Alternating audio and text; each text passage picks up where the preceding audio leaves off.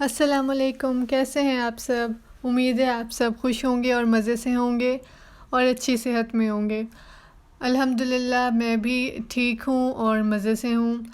आज का काम मैंने सुबह सुबह शुरू कर दिया है। नॉर्मली मैं किचन रात में साफ़ करके सोती हूँ, लेकिन क्योंकि कल संडे था तो मैंने सोचा कि सारी दुनिया की छुट्टी है तो मुझे क्या पड़ी है जो मैं काम करूँ, इसलिए मैंने भी छुट्टी की और अब सुबह सुबह उठ के मैं ये काम करना शुरू कर दिया है।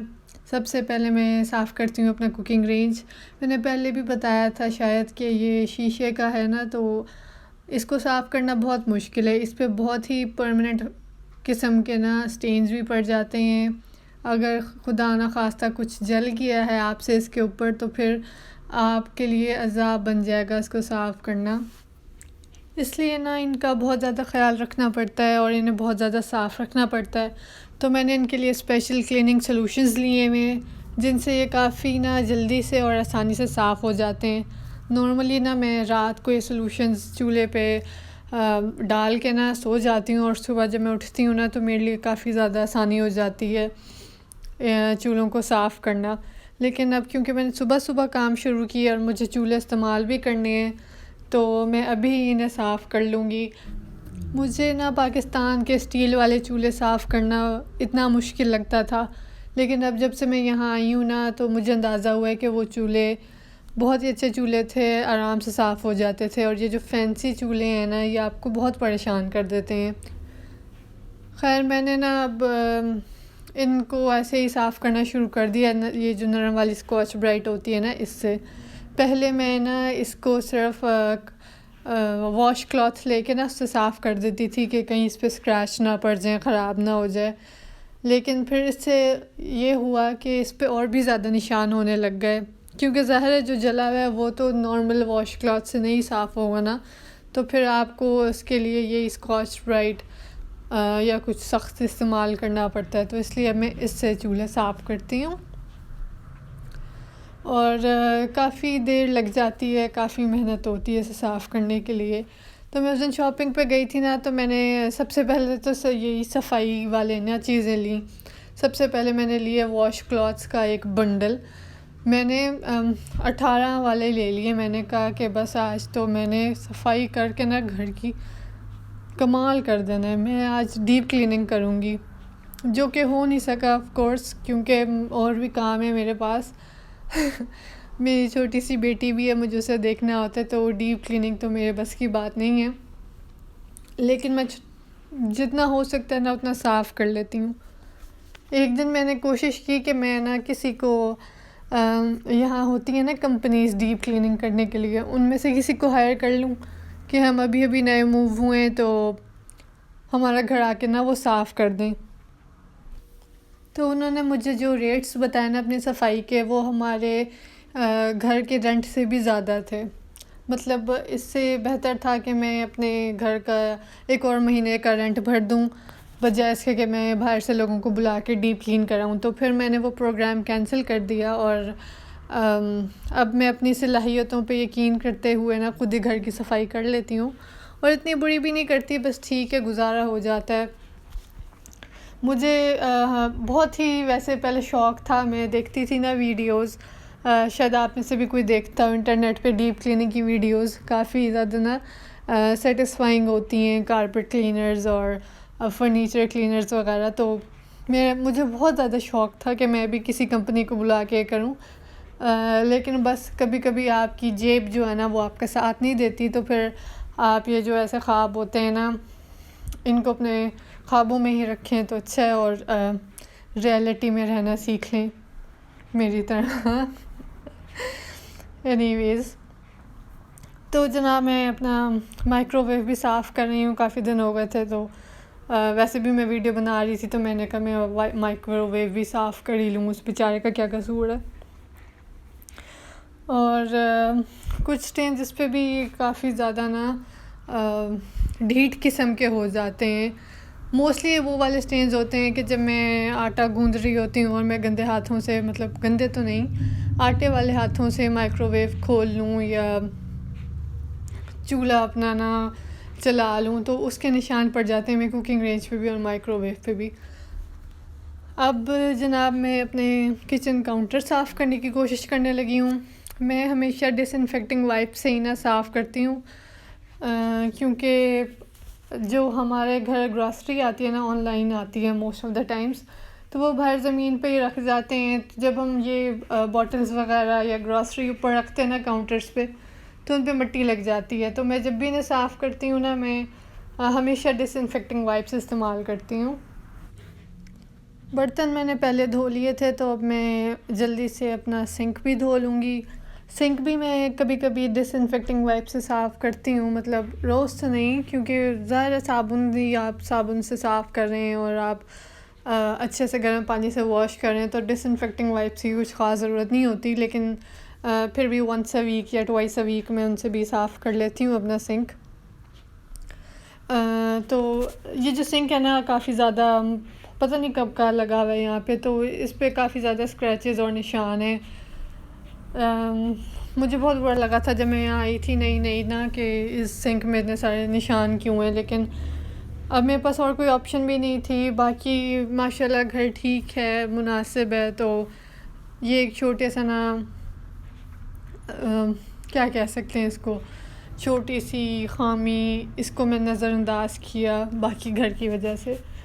तो अब मैं दूसरी साइड का काउंटर साफ़ कर रही हूँ। आप भी सोच रहे होंगे कि कितनी तेज़ लड़की है, कैसे तेज़ तेज़ साफ़ कर रही है। ऐसा बिल्कुल नहीं है। मेरी जो वीडियो है ना, वो थोड़ी सी फ़ास्ट फॉरवर्ड हुई हुई है, वरना मैं काफ़ी स्लो ये काम कर रही थी। तो अगर मैं आपको उसी स्पीड से दिखाती ना ये, तो आप लोग बोर हो जाते, इसलिए मैंने थोड़ा सा फ़ास्ट फॉरवर्ड कर दिया इसको।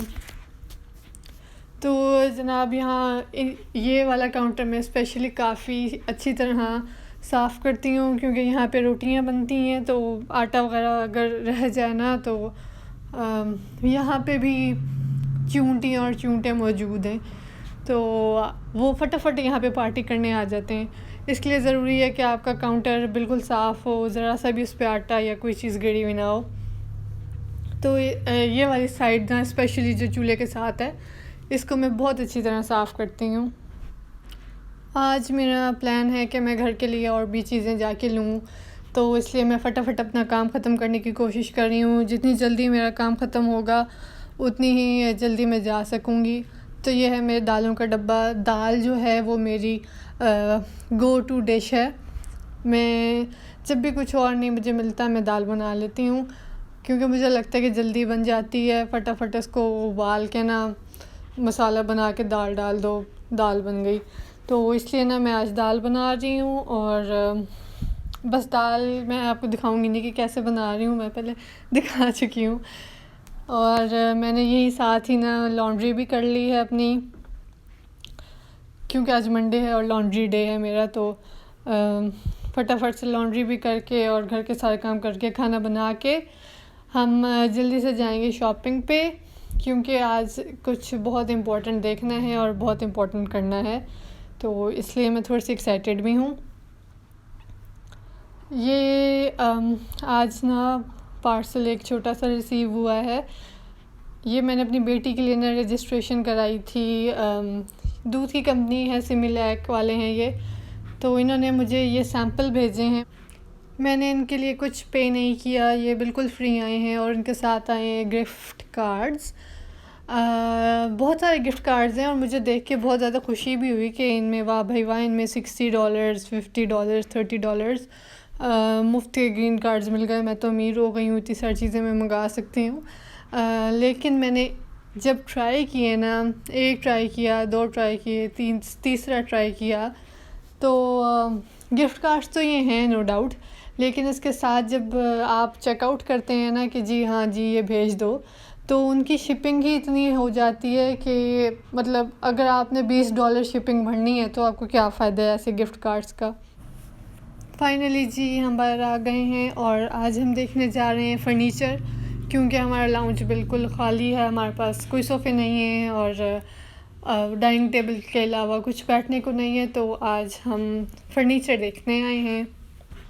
ये जो स्टोर है ना, काफ़ी रीज़नेबल है, मतलब रीज़नेबल इन द सेंस के बाकी स्टोरों की निस्बत इसके रेट्स कम हैं। जैसे फॉर एग्ज़ाम्पल ये मैंने आपको भी दिखाया $300 का, और ये एक सोफ़ा मैंने आपको और दिखाया $300 का। ये अगर मैं किसी और स्टोर जाती तो वहाँ पे ये $600-700 का होता।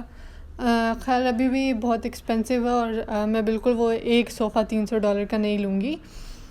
और ये कुछ बेड्स भी हैं यहाँ पे। अब एक बेड नहीं बल्कि एक बेड का मैट्रेस जो है वो है $1300 का। तो यहाँ इतनी ज़्यादा महंगाई है। मैं सोचती हूँ कि पाकिस्तान कितना अच्छा मुल्क है, और पहले अब तो खैर काफ़ी ज़्यादा महंगाई हो गई है। पहले तो और भी अच्छा था, सब कुछ मतलब रीज़नेबल मिल जाता है। जब आप बाहर आते हैं ना तो लोगों को लगता है कि आप बहुत लग्जरी में रह रहे हैं, बहुत मज़े से रह रहे हैं, लेकिन ऐसा बिल्कुल नहीं होता। यहाँ पे भी यहाँ के रहने वालों के लिए बहुत सारी हार्डशिप्स होती हैं। मतलब बहुत सारी चीज़ें ऐसी हैं जो आप अफोर्ड नहीं कर सकते। कि अब कौन 1300 का मैट्रेस लेगा? एक कितना ज़्यादा एक्सपेंसिव है। ये भी सेल पे है। आप सोचें कि अगर सेल पे ना होता तो कितना महंगा होता। एनीवेज़ यहाँ बाकी ड्रेसर्स हैं, और ये ड्रॉर्स वगैरह अच्छे ख़ूबसूरत हैं, पसंद आए हैं मुझे। और मैं बस यही कोशिश कर रही हूँ कि कुछ अफोर्डेबल मुझे मिल जाए तो मैं ले लूँ, क्योंकि लाउंज के लिए फ़र्नीचर बहुत ज़्यादा ज़रूरी है। और सेकंड हैंड फ़र्नीचर यहाँ लेने की कोई गुंजाइश नहीं है, क्योंकि यहाँ पे लोगों के पास पेट्स होते हैं तो उनके बाल वगैरह और जो भी होता है उनका, उसकी वजह से उनका फ़र्नीचर साफ़ नहीं होता। आप कितना साफ़ कर लेंगे? तो फ़र्नीचर मैं कभी भी सेकंड हैंड लेने के लिए ना स्पेशली यहाँ पे उसके हक़ में नहीं हूँ। तो इसलिए मैं अपने लिए नया फ़र्नीचर लेना चाहती हूँ। और ये सोफ़े देखें अच्छे हैं, लेकिन काफ़ी ज़्यादा एक्सपेंसिव हैं। ये रिक्लाइनर भी बन जाते हैं, और अगर आपके पास होम थिएटर है तो आप ये लें। इनमें आराम से अपने कप्स रखें और खाना रखें और रिक्लाइन करके आराम से बैठें। और ये कुछ ऑर्गेनाइज़र्स हैं स्टोरेज के लिए। तो ये आपको ख़ुद असेंबल करने होते हैं। और ऊपर देखें कपड़े की एक बास्केट है, इसमें क्या है सजी हुई, $6 की है। मुझे कभी कभी ना यहाँ के रेट्स पे ताज्जुब होता है। बस अब घर जा रहे हैं, और आज का व्लॉग यहीं तक था। अपनी दुआओं में याद रखें और सब्सक्राइब करना मत भूलें।